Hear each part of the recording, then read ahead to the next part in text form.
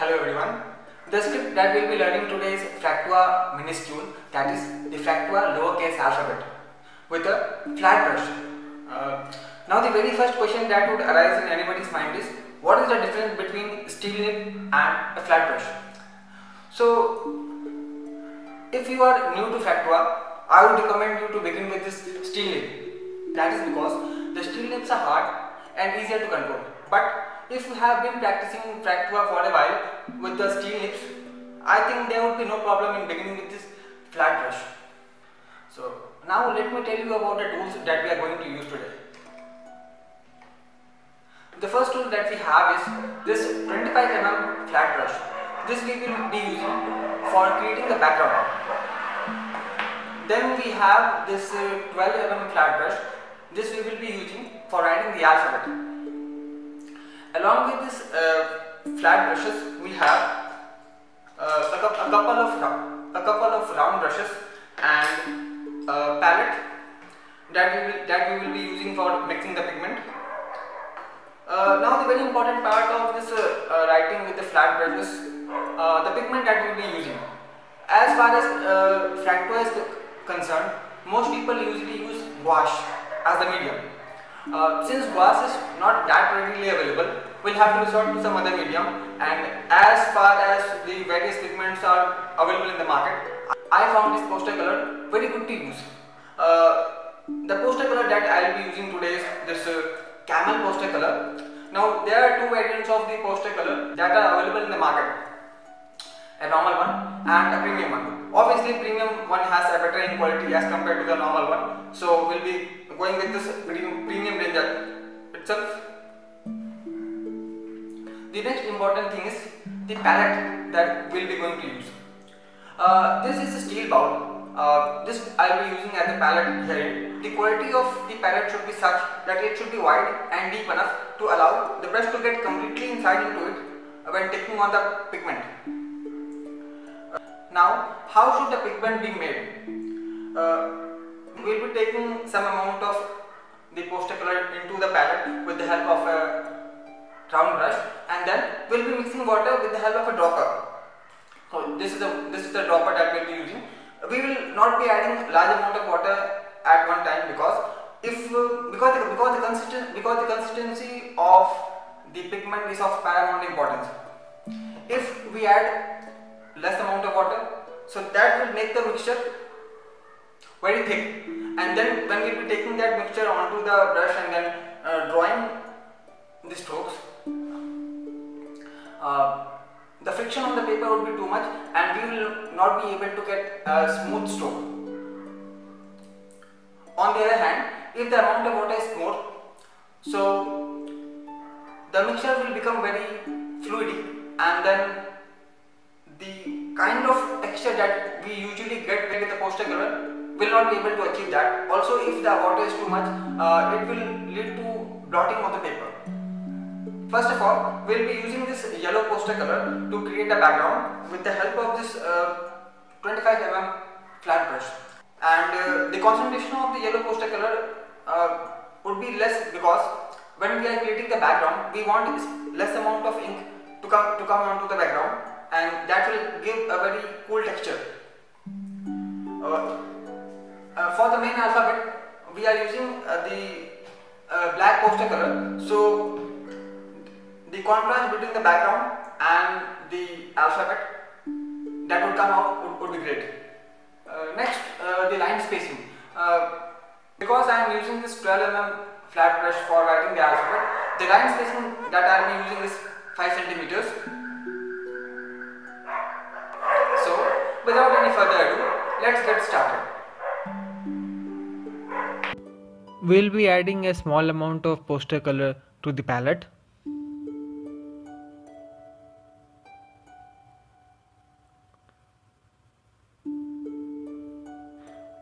And then add few drops of water to it,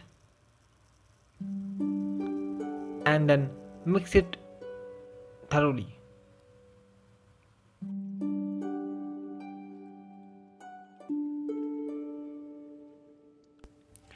To check if the consistency of the ink is proper, we'll tilt the palette a little bit Now as you can see here, the ink is flowing well. That means we have achieved the required consistency.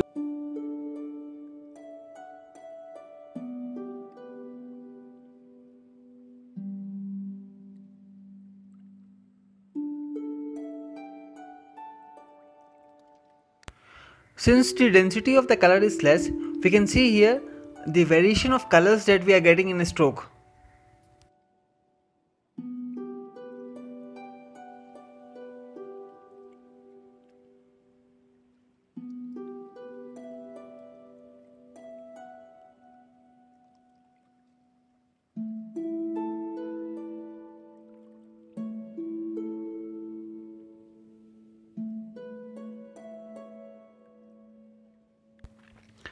I am drawing random capital letters for the background.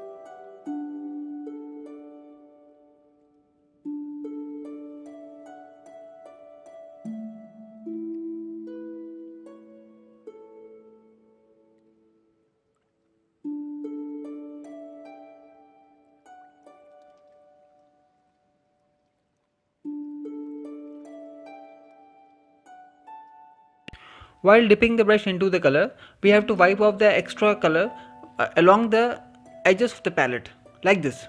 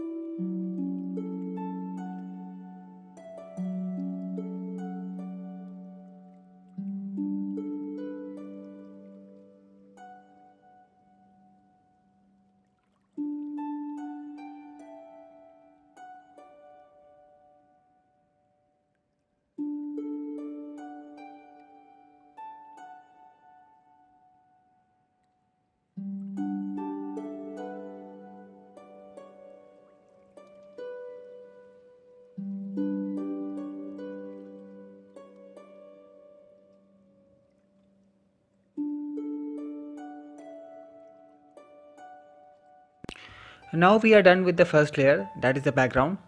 Let us now move on to the alphabet.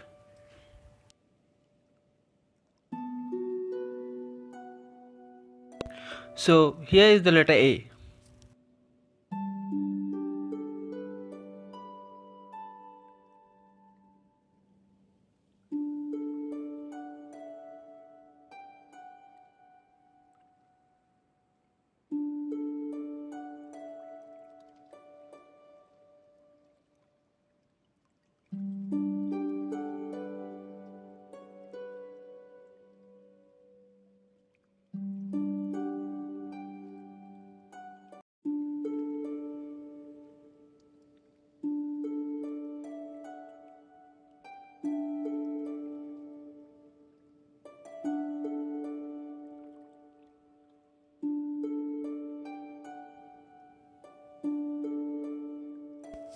as you have seen with the letter A, and now that you are watching with the letter B, and this will also be followed throughout this entire alphabet.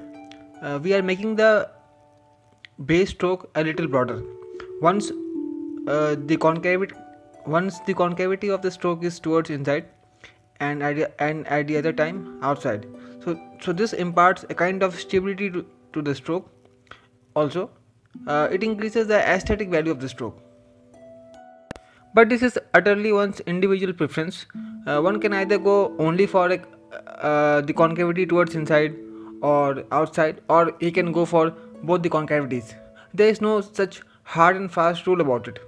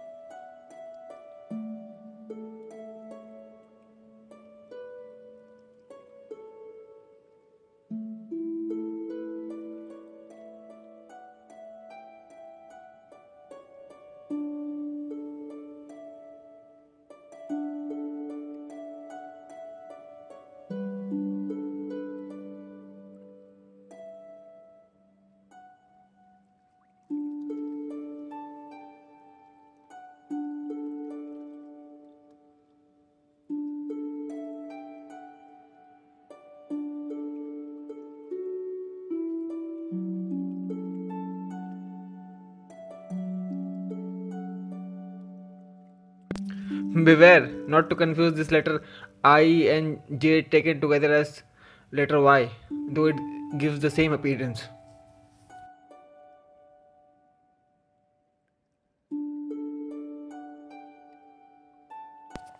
Now at a sufficient distance from the first line of the alphabet, we'll be drawing the main line spacing.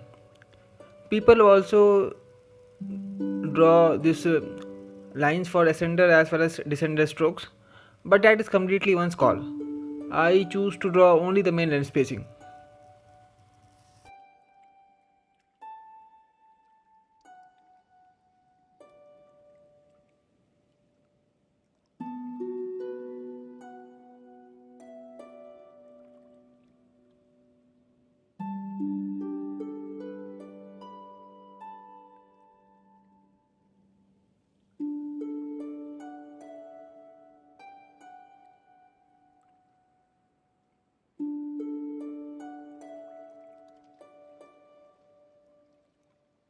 Letter K is one of my favorites from this Fraktur family.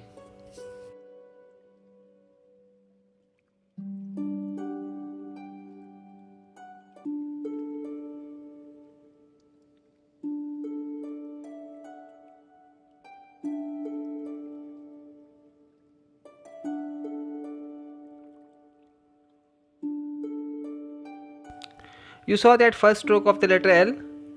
The letter L could have been similar to what had for as the first stroke of the letter K. Actually, it depends upon what we are writing uh, and the composition actually, and there are endless possibilities to play on.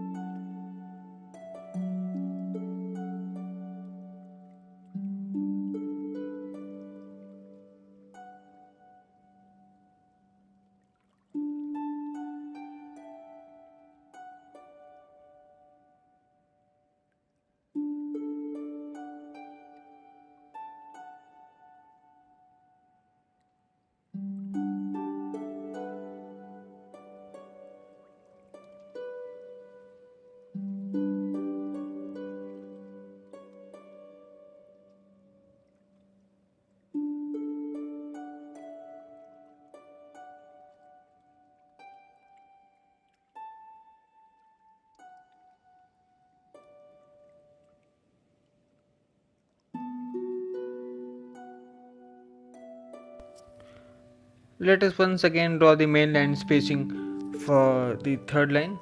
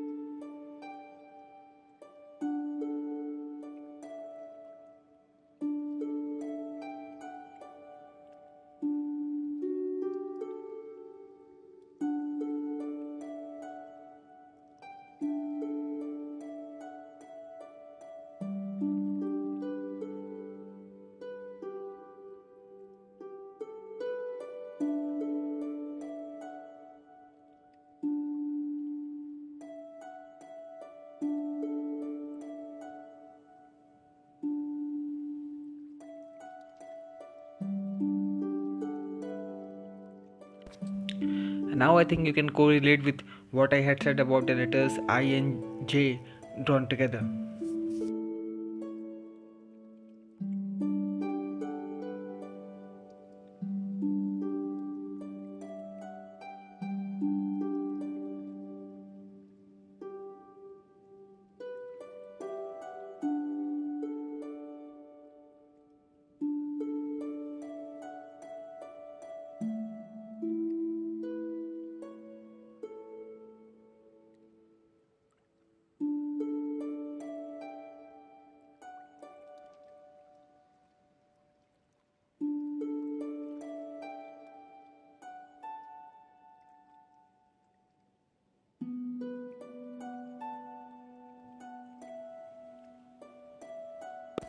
The tool that I am using now is the Pilot parallel pen, the one with the steen lip. Now perhaps the difference between the strokes that we were getting with the flat brush and the strokes that we are getting with the steen lip should be evident.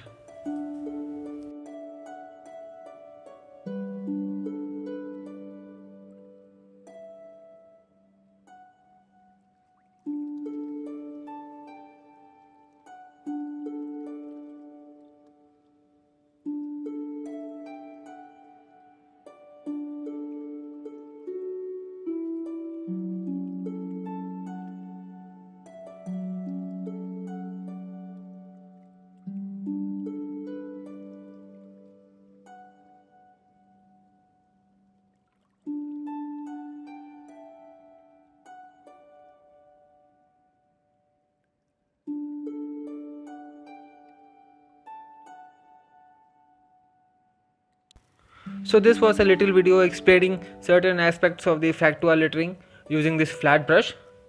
Please let me know if there were certain things that needed more clarification or any doubts that you have.